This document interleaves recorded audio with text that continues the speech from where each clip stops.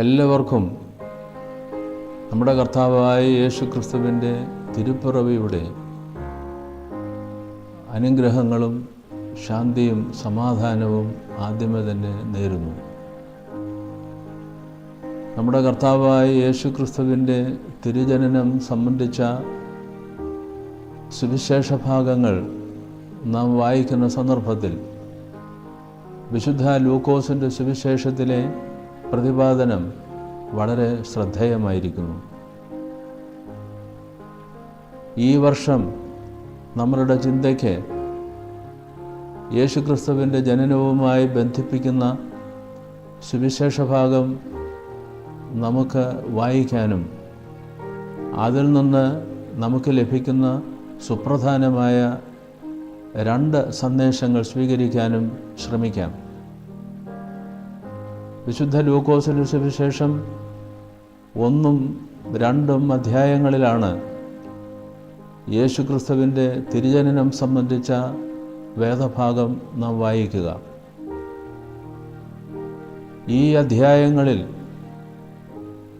ഈ ക്രിസ്തുമസ് കാലത്ത് നമുക്ക് 2 സന്ദേശങ്ങൾ ലഭിക്കുന്നുണ്ട്. ഒന്നാമത്, യേശുക്രിസ്തുവിൻ്റെ തിരുജനനത്തിൽ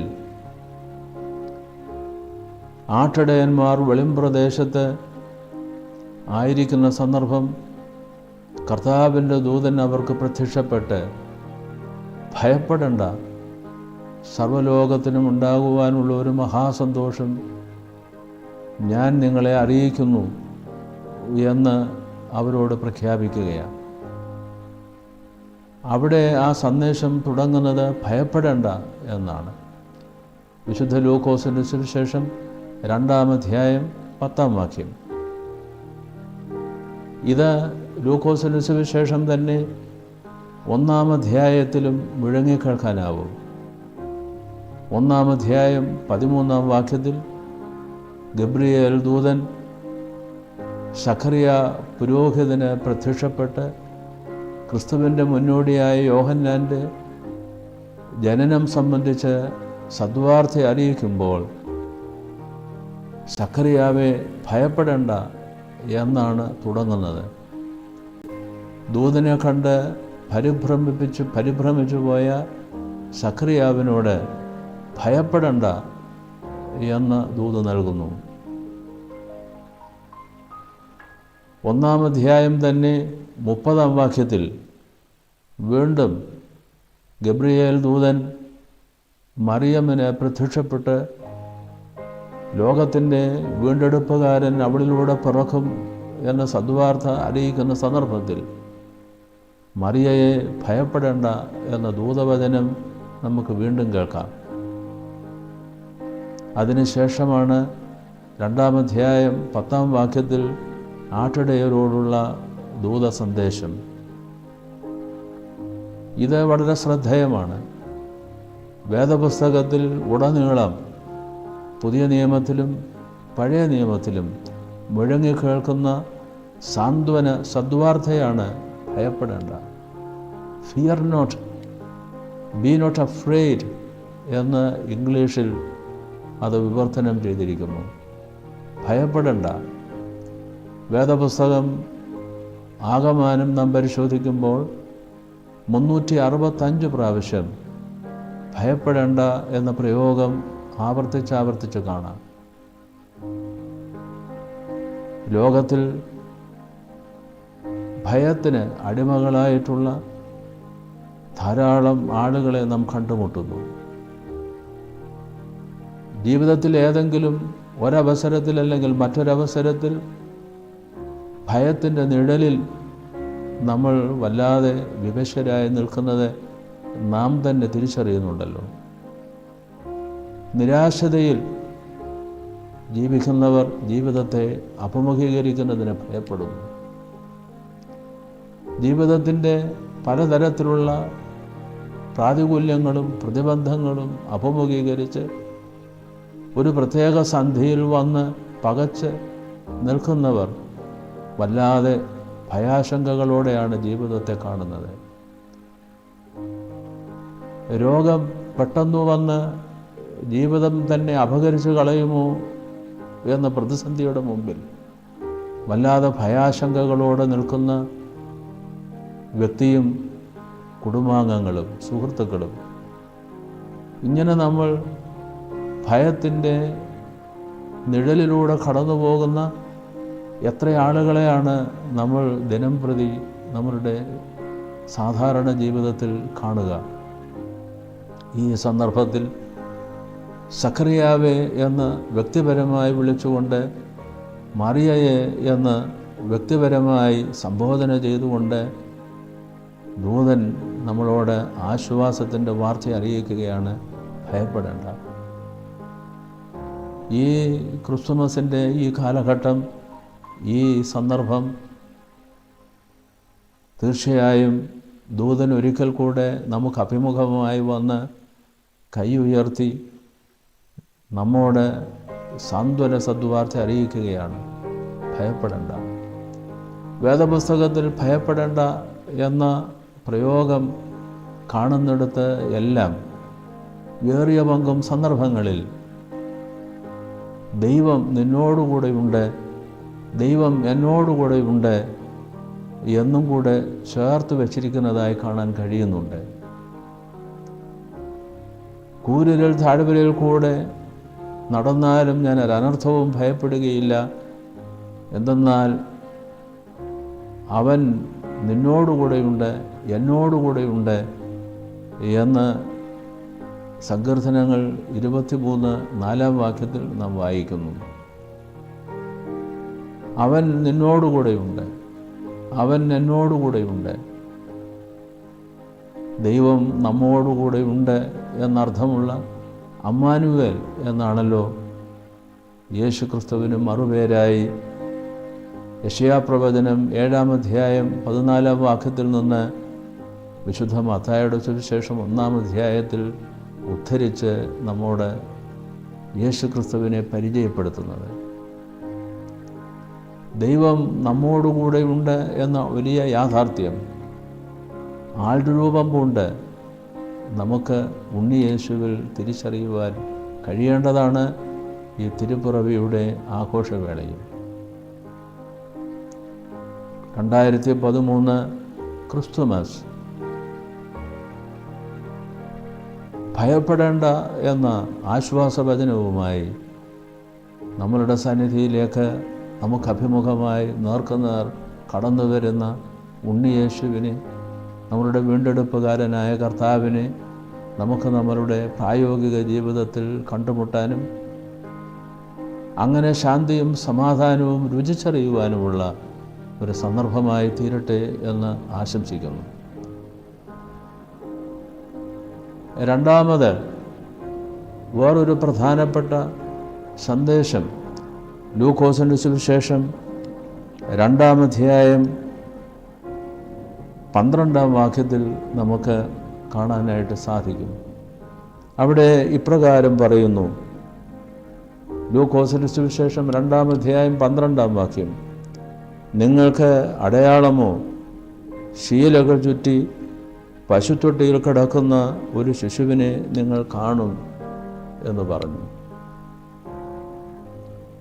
യേശുക്രിസ്തുവിൻ്റെ തിരുജനനം ഒരടയാളമാണ്, ചരിത്രത്തിൽ ഒരു അടയാളപ്പെടുത്തലാണ്. ലോകത്തിൻ്റെ രക്ഷകൻ, വീണ്ടെടുപ്പുകാരൻ ആരായിരിക്കും എന്ന സങ്കല്പത്തിന് സാധാരണ നമ്മളുടെ സങ്കല്പത്തിൽ അടയാളപ്പെടുത്തുന്നത് അവനൊരു നേതാവായിരിക്കും, അവനൊരു രാജാവായിരിക്കും. വീണ്ടെടുപ്പുകാരൻ തീർച്ചയായും ശക്തനായിരിക്കണമല്ലോ. സാമ്പത്തികമായി, അധികാരപരമായി, സാമൂഹ്യ നിലയിൽ അങ്ങനെ ഒത്തിരിയേറെ സങ്കല്പങ്ങൾ നമ്മളുടെ സങ്കല്പങ്ങളെ അടയാളപ്പെടുത്തുവാൻ ശ്രമിക്കുകയാണ് രക്ഷകൻ എന്ന സങ്കല്പത്തിൽ. എന്നാൽ സുവിശേഷം യേശുക്രിസ്തുവിൻ്റെ ജനനം ആഖ്യാനം ചെയ്യുമ്പോൾ നിങ്ങൾക്ക് അടയാളമോ? എന്താണ് വീണ്ടെടുപ്പുകാരൻ്റെ അടയാളം? സുവിശേഷം നമ്മെ അറിയിക്കുകയാണ്, ശീലകൾ ചുറ്റി പശുത്തൊട്ടിയിൽ കിടക്കുന്ന ശിശുവാണ് നിങ്ങൾക്ക് അടയാളം എന്ന് തിരുത്തി കുറിക്കുകയാണ്. ഇതൊരു തിരുത്തലാണ്, നിങ്ങളുടെ സങ്കല്പത്തിലുള്ള ഒരു തിരുത്തൽ. നിങ്ങളുടെ വീണ്ടെടുപ്പുകാരൻ സമൂഹത്തിൽ നിന്ന് സാധാരണ സാമ്പത്തികവും അധികാരപരവുമായ തലങ്ങളിൽ നിന്ന് അകന്നു നിൽക്കുന്ന ഒരാളായിരിക്കുമെന്ന സങ്കല്പം ഉണ്ണിയേശുവിലൂടെ തന്നെ അവിടെ തിരുത്തി നമ്മളെ മനസ്സിലാക്കുവാൻ ശ്രമിക്കുകയല്ലേ? ഇതൊരു പുനർവായന നമുക്ക് നൽകുന്നുണ്ട് എന്നും ഈ അവസരം ഓർക്കുകയാണ്. യേശുക്രിസ്തുവിൻ്റെ തിരുജനനം ഒരു പുതിയ അടയാളമാണ്. ശീലകൾ ചുറ്റി എന്നത് നമ്മൾ അന്വേഷിക്കുമ്പോൾ തീറ്റുശീല ചുറ്റി എന്ന് വായിക്കുന്നതാവും കുറേ കൂടെ യുക്തം. വേണ്ടവണ്ണം പുതപ്പിക്കുവാൻ ഉടുതുണികൾ ഇല്ലാതിരുന്ന ഒരു നിസ്വനായാണ് അവൻ പറഞ്ഞത്. ദരിദ്രനായാണ് അവൻ പറഞ്ഞത്. അതാണ് തീറ്റുശീലകൾ. പശുത്തൊട്ടിയിൽ കിടത്തി എന്ന് പറയുമ്പോൾ അതിന് തൊട്ടു മുമ്പ് 2-ാം അധ്യായം, ലൂക്കോസിൻ്റെ സുവിശേഷം 2-ാം അധ്യായം 7-ാം വാക്യത്തിൽ ശക്തമായി ശീലകൾ ചുറ്റി വഴിയമ്പലത്തിൽ അവർക്ക് സ്ഥലമില്ലായകയാൽ പശുത്തൊട്ടിയിൽ കിടത്തി. യേശുവിൻ്റെ മാതാപിതാക്കന്മാർ ജീവിച്ചിരുന്ന സ്ഥലം പലസ്തീനിൻ്റെ വടക്കേ പ്രവിശ്യയായ ഗലീലയിലെ നസ്രത്തായിരുന്നു.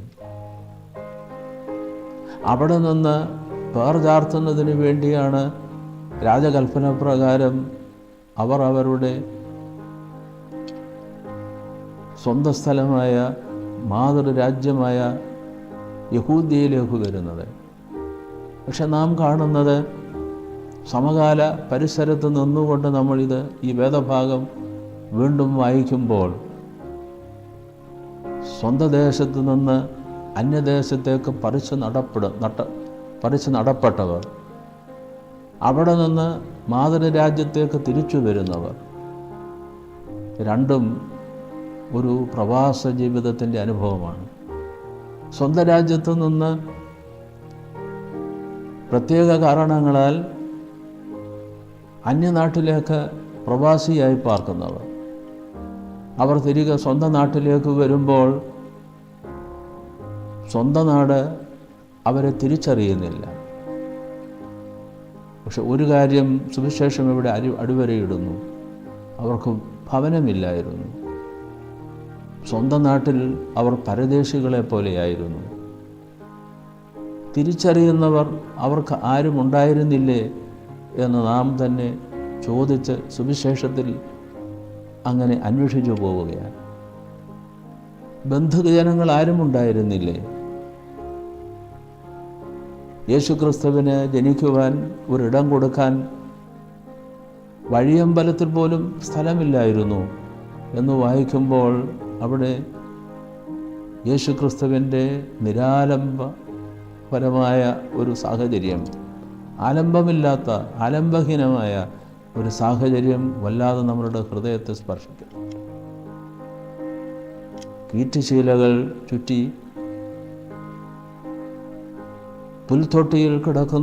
പശുത്തൊട്ടിയിൽ കിടക്കുന്ന യേശു ഈ കാലഘട്ടത്തിൻ്റെ ഒരു അടയാളപ്പെടുത്തലാണ് എന്നും നാം വായിച്ചെടുക്കേണ്ടതുണ്ട്. ഇന്ത്യയിൽ 5 വയസ്സിന് താഴെയുള്ള കുഞ്ഞുങ്ങളിൽ വിളർച്ച രോഗം, പോഷകാഹാരക്കുറവ് മുഖാന്തരമായി വിളർച്ച ബാധിച്ച 61 ദശലക്ഷം കുട്ടികളുണ്ട്. 6,10,00,000 കുഞ്ഞുങ്ങൾ വിളർച്ച രോഗം ബാധിച്ചവരാണെന്ന് യുനിസെഫിൻ്റെ ഈ അടുത്ത കാലത്തെ ഒരു കണക്കിൽ കാണുന്നു. ശതമാന കണക്ക് പറയുമ്പോൾ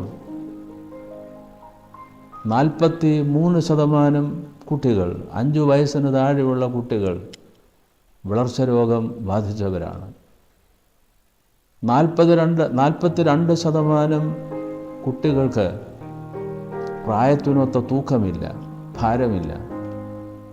43% കുട്ടികൾ പ്രായത്തിനൊത്ത വളർച്ചയില്ലാത്തവരാണ്. ലോകത്തിൽ 5 വയസ്സിന് താഴെയുള്ള കുഞ്ഞുങ്ങളിൽ ഏറ്റവും കൂടുതൽ വളർച്ച രോഗം ബാധിച്ച കുഞ്ഞുങ്ങൾ ഇന്ത്യയിലാണ്. നമ്മൾ 5 വയസ്സിന് താഴെയുള്ള കുഞ്ഞുങ്ങളെ ഇന്ത്യയിൽ കണ്ടുമുട്ടുമ്പോൾ അവരിൽ 2 പേരിൽ ഒരാൾ വളർച്ച രോഗം ബാധിച്ചവരാണെന്ന് നമ്മൾ തിരിച്ചറിയേണ്ടതുണ്ട്. അവരുടെ മാതാക്കൾക്കും പോഷകാഹാരക്കുറവിൻ്റെ ആ ഒരു സാഹചര്യം ഉള്ളതുകൊണ്ടാണ് ഈ കുഞ്ഞുങ്ങളും ഇങ്ങനെ പിറന്ന് വളരുന്നത് എന്നും കൂടെ നമ്മൾ തിരിച്ചറിയുന്നു എന്നുള്ളതാണ്. ഇതൊരു അടയാളപ്പെടുത്തലല്ലേ? ഈ അടയാളം നമുക്ക് നൽകുന്ന സൂചന നാം സ്വീകരിക്കേണ്ടതല്ലേ? ഈ ക്രിസ്തുമസ് നമുക്ക് എങ്ങനെ നമ്മുടെ ഈ ആധുനികമായ ഈ സാഹചര്യത്തിൽ നമ്മളുടെ ചുറ്റുവട്ടത്തു നിന്നുകൊണ്ട് നമുക്ക് എന്ത് വ്യാഖ്യാനമാണ്, എന്ത് ദൂതാണ് നൽകുന്നത്? അത്യുന്നതങ്ങളിൽ ദൈവത്തിന് മഹത്വം, ഭൂമിയിൽ ദൈവപ്രസാദമുള്ള മനുഷ്യർക്ക് സമാധാനം എന്ന് നമ്മൾ പറയുമ്പോൾ കുഞ്ഞുങ്ങളുടെ ഈ വളർച്ചയും ഈ തളർച്ചയും കണ്ട് പകച്ചു നിൽക്കുന്ന അമ്മമാർക്ക് എന്ത് സമാധാനമാണ് നമുക്ക് നൽകുവാനുള്ളത്? നമ്മളുടെ ഘടനയിൽ എന്ത് മാറ്റമാണ് നിർദ്ദേശിക്കുവാനുള്ളത്? അങ്ങനെയുള്ളവരെ സമുദ്ധരിക്കുവാൻ എന്ത് പ്രായോഗിക മാർഗങ്ങളാണ് നാം സ്വീകരിക്കുവാൻ പ്രതിജ്ഞാബദ്ധരമാവേണ്ടത് എന്നൊക്കെ ഒത്തിരി ചോദ്യങ്ങൾ ഇതിനോട് ചേർന്ന് നമുക്ക് ചോദിക്കുവാനുണ്ട്.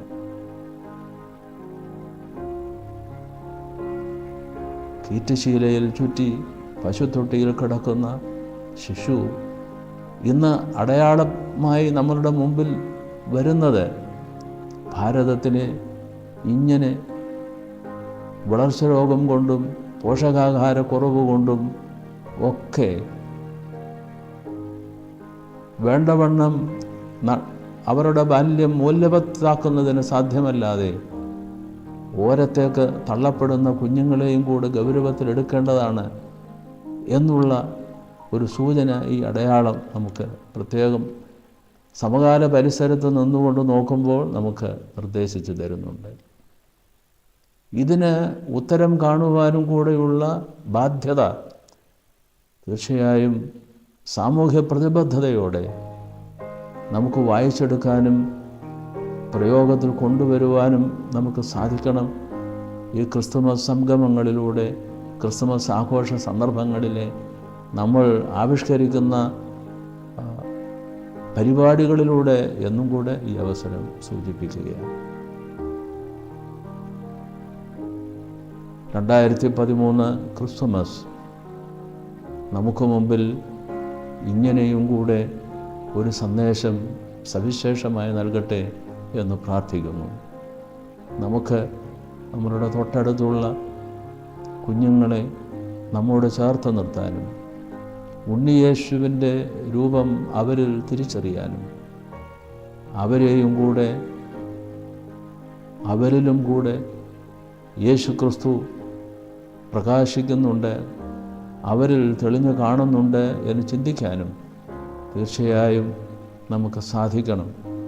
അപ്പോഴാണ് നമ്മിലെ സമാധാനം, മറ്റുള്ളവരിലുള്ള സമാധാനം എന്നും കൂടെ കണ്ട് നമുക്ക് സവിശേഷമായ ഒരർത്ഥം ഈ ക്രിസ്തുമസ് നൽകുന്നത്. ഈ ക്രിസ്തുമസിൻ്റെ സന്ദർഭത്തിൽ വ്യക്തിജീവിതത്തിലും ഗാർഹികപരമായ നമ്മളുടെ ജീവിതത്തിലും സാമൂഹ്യ ജീവിതത്തിലും ഭയപ്പെടുത്തുന്ന ഒത്തിരി ആനുകാലിക സാഹചര്യങ്ങൾ, ആ സാഹചര്യങ്ങളിൽ കുഞ്ഞെ നീ ഭയപ്പെടേണ്ട, ഞാൻ നിന്നോടുകൂടെ ഉണ്ട്.